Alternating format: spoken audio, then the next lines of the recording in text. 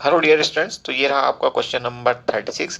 इससे पहले हम आपको बता देते हैं कि क्वेश्चन नंबर 35 तक के जो हमने आंसर्स और शॉर्ट सॉल्यूशन आपको अवेलेबल कराए हैं वो उस वीडियो का जो लिंक है वो आपको डिस्क्रिप्शन बॉक्स में मिल जाएगा, तो वहाँ से आप देखना ना भूलें। इसके अलावा हमारे टेलीग्राम ग्रुप का और साथ ही साथ जो व्हाट्सएप ग्रुप है MSc बायोटेक्नोलॉजी के लिए, उसका लिंक भी आपको डिस्क्रिप्शन बॉक्स में मिल जाएगा। और इम्पोर्टेंट बुक्स कौन कौन सी आपने पढ़नी है ये भी आपको वहाँ पे लिंक अवेलेबल हो जाएंगे। तो सभी इंपॉर्टेंट लिंक्स के लिए आप डिस्क्रिप्शन बॉक्स देखना ना भूलें। चलिए शुरू करते हैं क्वेश्चन नंबर 36 से। Which of the following is not an organ specific autoimmune disease. तो ये होती है आपकी systematic lupus erythematosus. Option D आपका करेक्ट हो जाएगा। Next is question number 37। Which of the following is a trisaccharide. इनमें से कौन सा ट्राइसेक्राइड, मतलब ट्राइसेक्राइड से मतलब होता है कि हाइड्रोलिसिस पे वो आपको 3 मॉलिक्यूल्स देगा मोनोसेक्राइड्स के, तो वो है आपका रेबिनोज। आपका आंसर हो जाएगा ऑप्शन सी। इसके अलावा आप देखेंगे कि राइबोज और जाइलोज जो हैं ये आपके मोनोसेक्राइड्स हैं, और लैक्टोज की अगर हम बात करें तो ये डाइसेक्राइड होता है, लैक्टोज। ओके, ओनली लैक्टोज यहाँ पे डाइसेक्राइड है, ट्राइसेक्राइड रेबिनोज है और बाकी दोनों monosaccharide.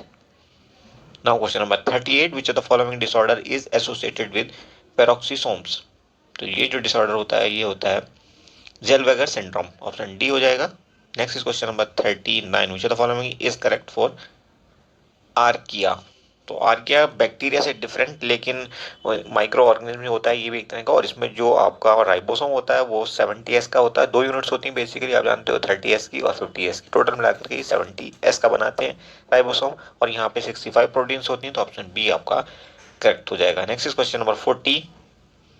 Some DNA sequences can change position from one place to another, called transposable elements.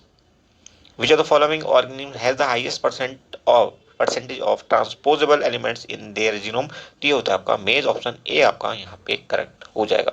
Now question number 41।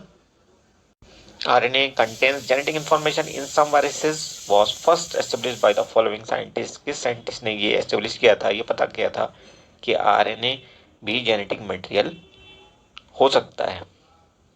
तो ये आपके थे Hinz, Frankel, Conrad and coworkers. Option D आपका आंसर बन जाएगा। Next is question number 42। Who introduce the word gene. Gene दिया था किसने? जॉनसन ने। Next is question number 43।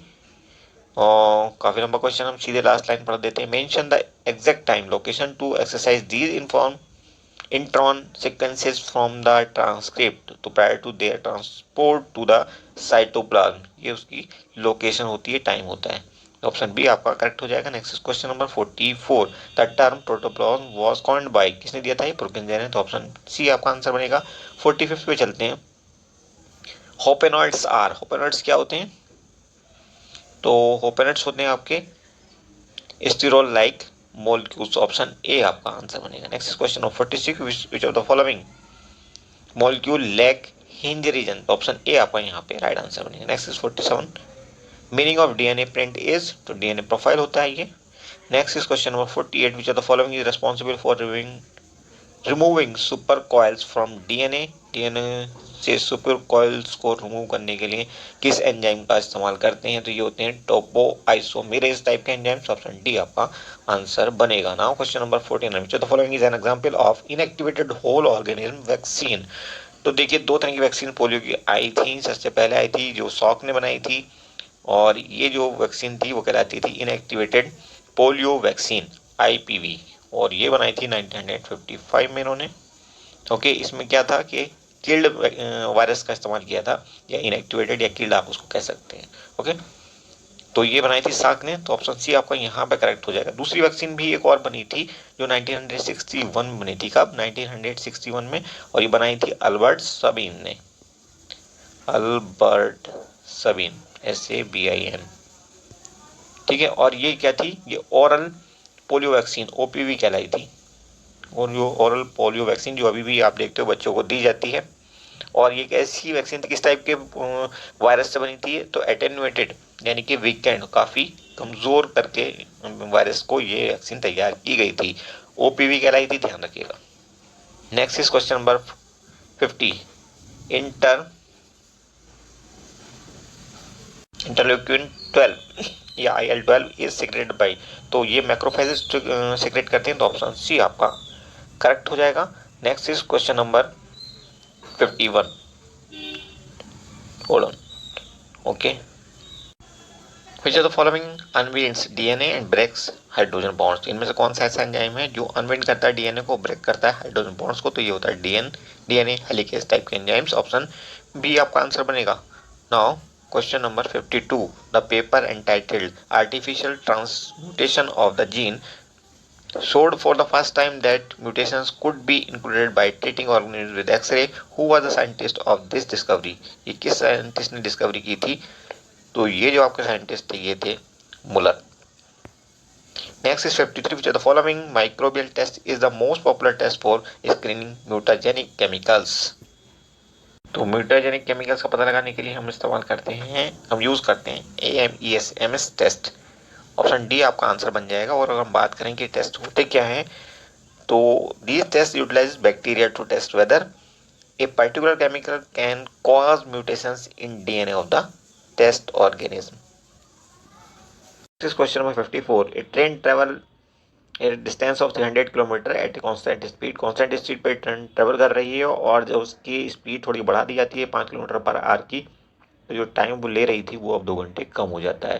तो देखिए यहाँ पे हम सीधे ट्रिक अप्लाई करेंगे। हालांकि मैथ्स के अब हम आगे सवाल जो है गोइंग फॉरवर्ड इस वीडियो में सॉल्व नहीं करेंगे, सीधे आंसर बताएंगे, ओके, ताकि इस वीडियो को छोटा रखा जा सके। और मैथ्स के हम सारे सवाल, क्योंकि करीब 20 से 25 सवाल हैं, उनको हम एक सेपरेट वीडियो में ट्रिक आपको सॉल्व करके डिटेल्ड सोल्यूशन के साथ अवेलेबल करा देंगे, ओके। उसके लिए थोड़ा सा वेट आपको करना पड़ेगा। फिलहाल इस सवाल को देखिए, यहाँ पे जो आपकी ट्रिक है उसमें हम मान लेते हैं ऑप्शन से जाएंगे हम। पहला ऑप्शन आपका सही है फॉर द टाइमिंग, अगले 2-4 सेकंड में आपको आंसर मिल जाएगा, कंफर्मेशन हो जाएगा ये सही है या नहीं, ओके। तो वो क्या हो रहा है कि 300 किलोमीटर की डिस्टेंस वो तय कर रही है, और सपोज ये जो है सही है। इसने पूछा क्या है, स्पीड पूछा है कि ये स्पीड 25 किलोमीटर पर आवर की है, 300 किलोमीटर की डिस्टेंस वो कितने टाइम में पूरा कर देगी, 12 घंटे में। जब स्पीड को बढ़ा करके 5 किलोमीटर पर आवर की स्पीड बढ़ा दी है, यानी कि 30 किलोमीटर पर आवर की स्पीड हो गई है, तो इस 30 किलोमीटर पर आवर की स्पीड से क्या होने वाला है, 300 किलोमीटर की डिस्टेंस अगर आप तय करेंगे तो 10 आवर्स में तय कर लेंगे, यानी कि तय है कि 2 घंटे का टाइम कम हो गया है, ओके। इसका मतलब ये आंसर 100% सही है। आगे बढ़ते हैं, नेक्स्ट इज क्वेश्चन नंबर 55। अब देखिए यहाँ पे किसी फार्मूले की जरूरत नहीं पड़ी, बेसिक आपको बस क्लियर होना था। अगर क्लियर था तो ट्रिक से आप फटाफट आंसर कर सकते थे। नेक्स्ट दिया है यहाँ पे एक ट्राइंगल दिया हुआ है, ये राइट एंगल है ए पर, ओके, ये 90 डिग्री का एंगल बन रहा है। और यहाँ पे दिया कि इसकी वैल्यू आपको बतानी है, तो इसकी वैल्यू होगी आपकी 5bc²। डिटेल्ड सॉल्यूशन अगले वीडियो में आपको अवेलेबल करा दिया जाएगा। 56 नंबर देखिए, if theta is an acute angle and tan theta plus cot theta is equal to 2, find the value of tan 7 theta plus cot की पावर 7 theta। तो यहाँ पे आप देखेंगे अगर एक्यूट एंगल थीटा है तो थीटा की वैल्यू, अगर हम मान लें कि वो 45 डिग्री का है, तो tan 45 होते ही, सॉरी, tan 45 इसकी वैल्यू कितनी हो जाती है 1, और साथ ही साथ cot 45 की वैल्यू भी होती है कितनी 1, ओके। तो यहाँ पे थीटा की वैल्यू आप 45 मान सकते हैं। अगर ऐसा सही है तो यहाँ से हमारा ये पहला वाला जो कंडीशन है ये सेटिस्फाई हो रही है। इसका मतलब टेन थीटा की वैल्यू भी हम 1 रख सकते हैं, कॉट थीटा की वैल्यू भी 1 रख सकते हैं, दोनों की वैल्यू 1 रखेंगे और यहाँ पे इस ढंग से पावर 7 करेंगे, तो आंसर कितना आ जाएगा 2। Option C is correct. ये भी ट्रिक से हमने कर दिया, हालांकि हम बताना नहीं चाह रहे थे आंसर, बट हमने बता दिया। नेक्स्ट 57 नंबर देखिए, if sine theta plus cos theta is equal to √2, then tan theta plus cot theta की वैल्यू क्या होने वाली है, तो इसकी जो वैल्यू आपकी होगी वो होगी 2, ओके। इसका सॉल्यूशन आपको अगली वीडियो में ही देंगे। फिर उसके बाद 58 नंबर कहता है कि यहाँ पे sine theta plus cos sec theta का होल स्क्वायर, और दूसरे ब्रैकेट में दिया cos theta plus sec theta का whole square is equal to what, तो ऑप्शन ए यहाँ पर आपका आंसर होगा। नेक्स्ट इज क्वेश्चन नंबर 59, यहाँ पे जो आपका आंसर होने जा रहा है वो होगा -3/4, ओके।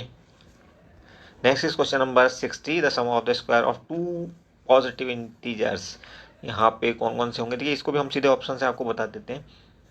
हालांकि इसका डिटेल्ड सॉल्यूशन हम आपको बाद में ही अवेलेबल कराएंगे, बट ऑप्शन से कैसे शॉर्ट ट्रिक से आप कर सकते हो इस सवाल को भी वो हम आपको बता देते हैं। कहता है स्क्वायर जो है 2 पॉजिटिव इंटीजर्स का वो है आपका 208, तो आप स्क्वायर करके देख लीजिए इनका 208 आ रहा है क्या, नहीं आ रहा, तो ये आपका ऑप्शन नहीं हो सकता। इनका स्क्वायर करने पर 208 आ रहा है, 208 नहीं आ रहा, इनका स्क्वायर करने पर आ रहा है, नहीं आ रहा, लेकिन यहाँ से आ रहा है, तो इसी से आपका आंसर निकल आएगा।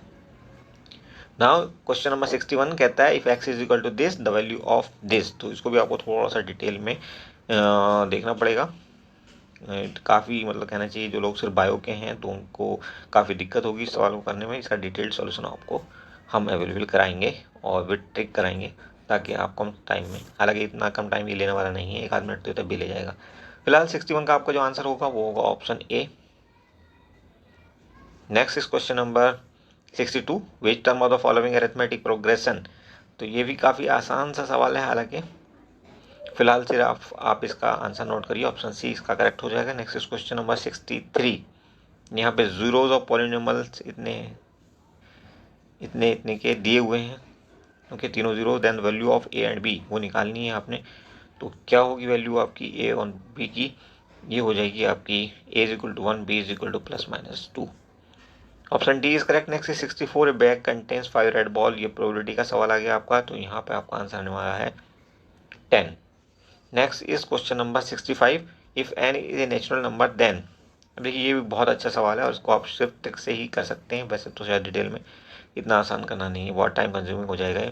यहाँ पे ट्रिक क्या लगती है, देखिए ये क्या दिया है 9 की पावर 2n, यानी कि इवन नंबर है, जबकि n क्या है नेचुरल नंबर, ठीक है, 2n होते ही ये इवन हो गया, और माइनस क्या दिया 4 की पावर फिर 2n।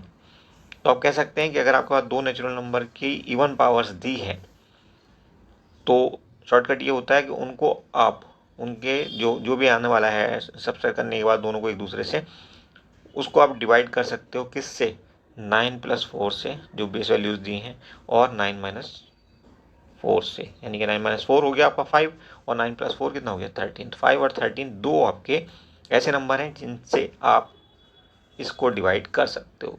तो ये ट्रिक थी, ऑप्शन सी फिलहाल आपका करेक्ट हो जाएगा। Next question number 66, the points, ये कुछ पॉइंट्स दिए हुए हैं, ओके, और यहाँ पर आपको बताना है द वर्टिसेस ऑफ, किस चीज़ के वर्टिसेस ये दिखाता है, तो इक्विलेटरल ट्राइंगल दिखा रहा है, ऑप्शन ए करेक्ट हो जाएगा। Next is question number 67, the value of P for which point this and this are collinear. Collinear हैं ये पॉइंट्स, इसका मतलब क्या होगा कि ये जो ट्राइंगल बना रहे होंगे उसका एरिया 0 हो जाएगा। तो उस फॉर्मूले से आप इसको निकाल सकते हो, डिटेल सॉल्यूशन के लिए आपको वेट करना पड़ेगा। ऑप्शन ए आपका यहाँ पे राइट हो जाएगा, okay. Next is question number 68, कहता है the vertices of a triangle are this this and this, coordinates दिए हुए हैं, the condition for which the centroid lies on x axis is. तो यहाँ पे आपका आंसर होगा a + b = 3। Next is question number 69, कहता है the equation of line passing through the point this and has an inclination of 30 degree, option B आपका यहाँ पे आंसर बनेगा।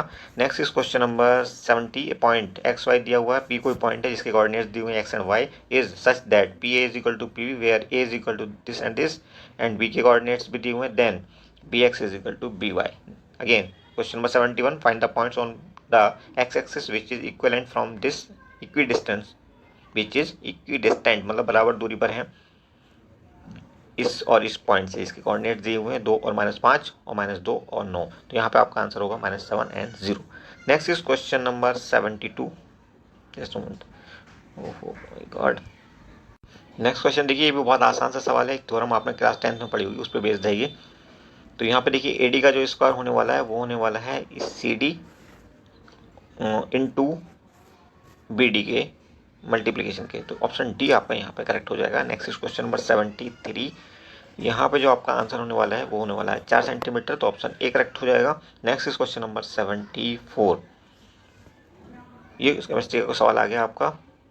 तो इस वीडियो को हम यहीं पे रोक देते हैं, वीडियो ऑलरेडी काफ़ी लंबा हो चुका है, और केमिस्ट्री के जो भी बचे हुए सवाल हैं उनका सॉल्यूशन हम आपको नेक्स्ट वीडियो में अवेलेबल करा देंगे, that will be part 3। Thank you for watching, see you soon.